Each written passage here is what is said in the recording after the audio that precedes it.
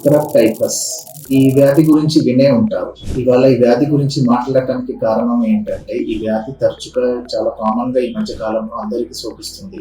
దీని గురించి తెలుసుకుందామని ఇవాళ ఈ టాక్. హాయ్, నేను doctor Rizwan, senior consultant physician, Anu group of hospitals. ఈ స్క్రబ్ టైఫస్ ని టైఫస్ ఫీవర్ అని కూడా అంటారు. గుర్తుపెట్టుకోండి, టైఫస్ ఫీవర్, టైఫాయిడ్ ఫీవర్ కాదు, టైఫస్.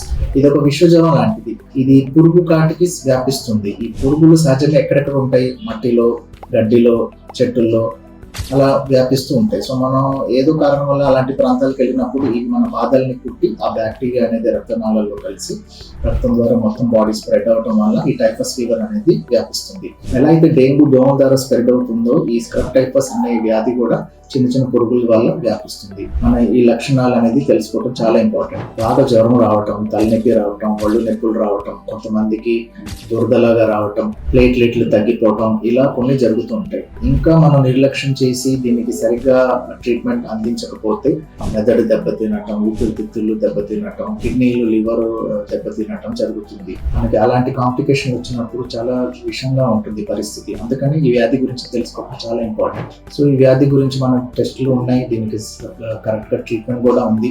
చాలా వరకు పేషెంట్లు ఏంటంటే తొందరగా గుర్తించి తొందరగా ట్రీట్మెంట్ తీసుకుంటే వాళ్ళు కోలుకొని వెళ్ళిపోతుంటారు. నేను చాలా మంది స్క్రబ్ టైఫస్ పేషెంట్స్ ని ట్రీట్ చేసి ఉన్నాను. అందరూ సవ్యంగా సేఫ్ గా బయటపడిన వాళ్ళే ఉన్నారు. సో దీని గురించి ఇంకా తెలుసుకోవాలన్నా, ట్రీట్మెంట్ పొందాలన్నా నన్ను సంప్రదించవచ్చు. Anu group of hospital, Suryaraopet branch. Thank you.